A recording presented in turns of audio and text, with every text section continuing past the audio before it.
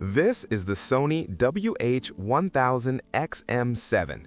For years, Sony has basically owned the best headphones conversation, but lately the competition has been breathing down their necks. Bose is getting sleeker, and Sonos is finally in the game.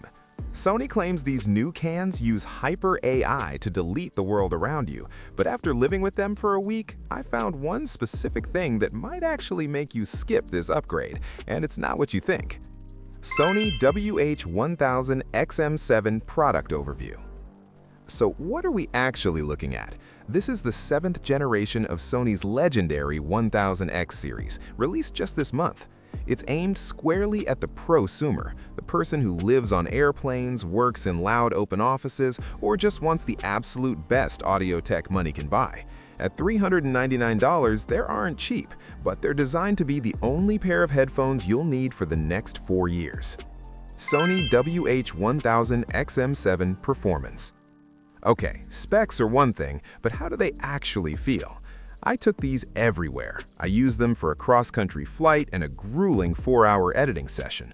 The performance is snappy. Sony's new QN4 processor is supposedly 10 times faster than the chip in the XM5.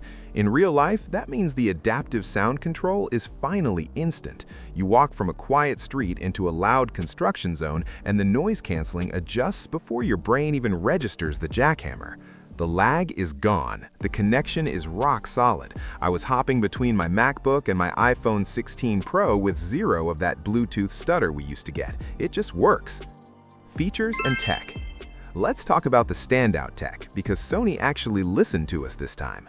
Lossless USB-C audio. Finally, you can now plug these directly into your phone or laptop via USB-C for true high-res lossless audio. If you're a Tidal or Apple Music Hi-Fi subscriber, this is a total game-changer for critical listening.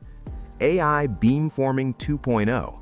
The mic quality on the XM6 was good, but they use a 10 mic array. I took a call next to a leaf blower, and the person on the other end thought I was in a library. Precision transparency. Most ambient modes sound like a bad hearing aid. This feels like you aren't wearing headphones at all. It's spooky how natural voices sound now. Design and build. Design-wise, Sony went back to the drawing board, literally. After the XM5s didn't fold, everyone complained. Well, the XM7s fully fold again. The hinges feel incredibly robust, made of a recycled polymer that feels premium but stays light. They've also thickened the ear padding. I wear glasses, and usually after 2 hours, my temples start to ache. With these, I went 4 hours easy.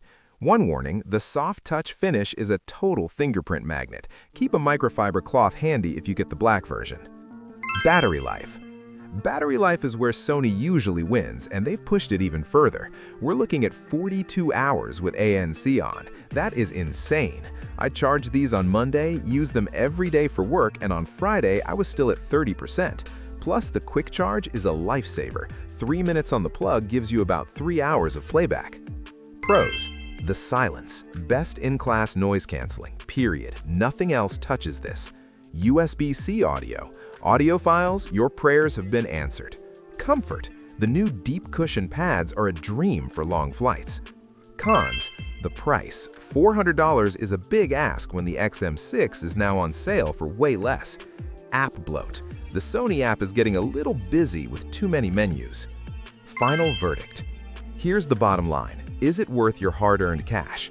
If you are still rocking the XM4s or an older pair of Bose, this is an absolute no-brainer. The jump in noise canceling and the addition of USB-C audio makes this a massive upgrade. You will feel the difference immediately. However, if you already have the XM6, honestly, you can probably sit this one out unless you really need that folding design for travel. The XM7 is Sony at its peak, refined, powerful, and incredibly smart. It's the new gold standard for a reason.